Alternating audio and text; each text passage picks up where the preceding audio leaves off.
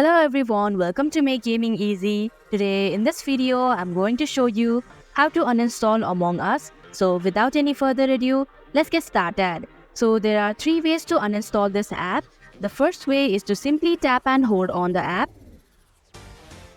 Then tap on App Info option. And here you can see the uninstall option in the bottom section of your screen. Tap on it. And if you're sure, tap on the OK button. Similarly, the next way is to go to Settings Application, scroll down your screen, and tap on Apps option. Here, click on Manage Apps. Here, tap on Among Us.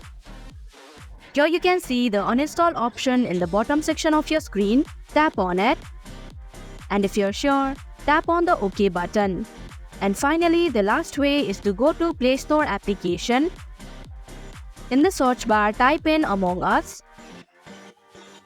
Click on the app. And here you can see the uninstall option. Tap on it. And if you're sure, tap on uninstall option once again. So that is how you can uninstall Among Us application.